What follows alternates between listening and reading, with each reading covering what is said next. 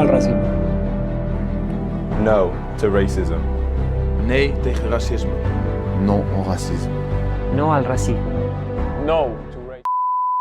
C'est sûr que c'est pas avec 2 ou 3 chansonnettes contre le racisme qu'on va retirer la haine que peut avoir le raciste. Mais je peux comprendre la démarche quand on voit un enfant qui est admiratif d'un joueur de foot ou d'une célébrité, chose qu'il ne faut pas être, admiratif. Oui, je fais le mec à fond dès le début. Oui, il ne faut pas être admiratif, que ce soit d'une célébrité, d'un joueur de foot. Parce que j'ai remarqué que souvent, quand on est admiratif de quelque chose, on tombe de haut lorsqu'il y a une faute. Donc mieux vaut prendre le bien et rejeter le mal en chacun de nous. Mais la démarche est bonne, je peux comprendre. Aujourd'hui, on parle du racisme qui existe dans le football.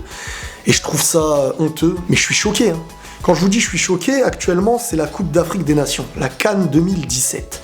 Et je peux constater qu'en Afrique, le racisme existe beaucoup, quoi. Et malheureusement, beaucoup de ceux qui se plaignent du racisme chez l'autre, en fin de compte, font naître le racisme lorsqu'ils sont chez eux. Et là, c'est pas réglo. Parce que quand t'es l'étranger, t'acceptes pas qu'on te rejette, mais quand il y a l'étranger, tu le rejettes. Et là, il y a un problème. Quand tu vois qu'une équipe composée de personnes de couleur noire marque à une équipe composée d'arabes, par exemple, oui, tu verras certains arabes se mettre à insulter, critiquer, mais de manière raciste. Et le pire dans cette histoire, c'est qu'ils ne se rendent même pas compte que certains propos en deviennent racistes. Dire dans une phrase « ces noirs nous ont marqués », c'est que déjà, à partir de là, ça commence à être une forme de racisme. Qu'est-ce que ça veut dire? Ça veut dire que ces gens de couleur de peau qui sont limite inférieurs à nous marquent des buts. Genre du style, on s'est abaissé à un point qui n'existe pas. C'est très raciste. No to racism. Mais à l'inverse, il existe des personnes de couleur noire qui viendront dire à des arabes ces arabes-là... Attention, cette vidéo n'est pas une critique envers l'arabe, envers le noir, envers le chinois, envers le blanc, envers tout ce que vous voulez, mais clairement du racisme global. Et autant j'ai utilisé l'exemple de l'arabe envers la personne de couleur noire, autant il existe l'autre côté. Le foot, c'est un sport à la base. On commence par se serrer la main, et on termine parfois dans la haine, dans le racisme.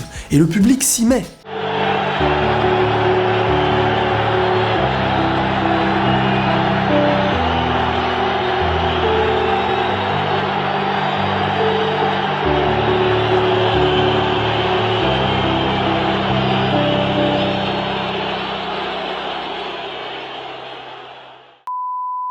Quand tu vois que dans un public, il peut exister des cris de singe envers des personnes de couleur, certains qui peuvent se mettre à lancer une banane, à mes yeux, aucun match ne devrait être joué s'il y a ne serait-ce qu'un tout petit pourcentage de racisme et de haine. Cette chose-là ne doit même pas avoir sa place, même pas l'espérance même d'avoir cette place. Donc pour en revenir avec la CAN 2017, la Coupe d'Afrique des Nations qui se déroule actuellement, tout le monde a pu constater sur Twitter ou sur d'autres réseaux sociaux des phrases racistes. Quand je vois qu'on se la joue tous Maghreb United, Africa Forever, on est tous ensemble, toutes les salades et compagnie qui sont que des mensonges en fin de compte lorsqu'on est éprouvé ne serait-ce que par du foot. Alors si pour du foot on se rejette, imaginez-vous dans des sujets bien plus sérieux. Le foot éveille parfois en nous les choses que nous sommes, autant que la vie peut éveiller en nous parfois aussi ce que nous sommes. Et pour vous dire la vérité, ça ne se joue pas que sur un continent, ça se joue même entre voisins. Ce qui vous différencie est bien plus petit que ce qui vous rassemble. Et pour la terre entière c'est la même chose, mais là on parle de voisins, c'est encore pire.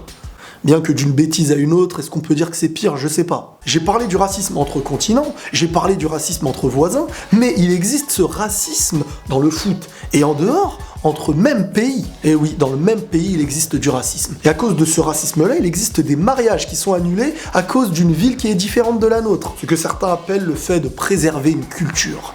Une culture, tu veux la préserver? Et parfois, ces gens-là se disent religieux et croyants. Quand tu crois en Dieu, il est impossible de rejeter une bonne personne pour son origine. Car son origine a été décidée par qui? Par Dieu. Et en qui tu crois? En Dieu. À partir de là, il n'y a plus aucune logique. Dieu a décidé de son origine et de sa couleur de peau. Mais il peut choisir d'être quelqu'un de bien ou quelqu'un de mal. Mais nous, de notre petitesse en tant qu'humains, on se permet de juger le lieu de naissance d'une personne, sa ville, et on commence à rejeter les gens en se disant croyants alors qu'on sépare la création. Si en dehors du foot, on est comme ça, qu'est-ce que ça va être pour le foot? C'est toujours dans le moment où on est éprouvé qu'on éveille notre propre personnalité. Et comme le foot parfois nous éprouve, on se rend compte de qui on est. Et bien sûr qu'en Europe, tout n'est pas rose et du racisme peut exister, mais en Afrique, malheureusement, il existe aussi un très très gros racisme. Et on s'en rend compte très souvent lorsqu'on regarde ça avec des yeux étrangers. Donc pourquoi se plaindre de ce qu'on nous fait là-bas lorsqu'on fait la même chose ici quand on est chez nous? En fin de compte, on est la bonne personne uniquement quand on est chez l'autre et qu'on est rejeté. Et on est la même personne qui nous rejette quand on est chez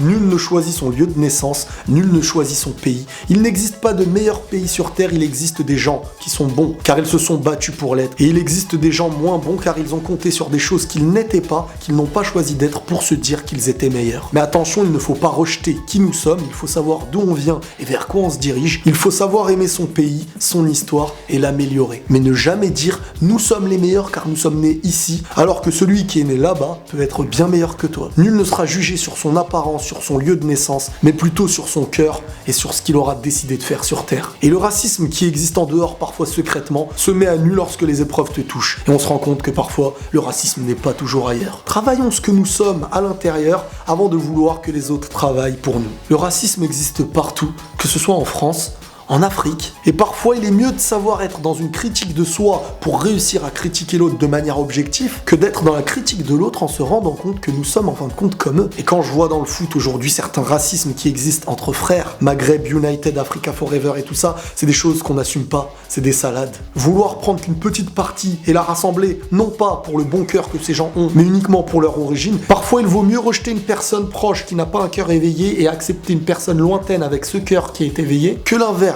Essayons de faire rassembler les gens du bien avant de chercher leur drapeau, avant de chercher leur terre et leurs frontières. Car malheureusement, en agissant comme ça, on sépare plus la création. Pour en revenir au foot, c'est un sport.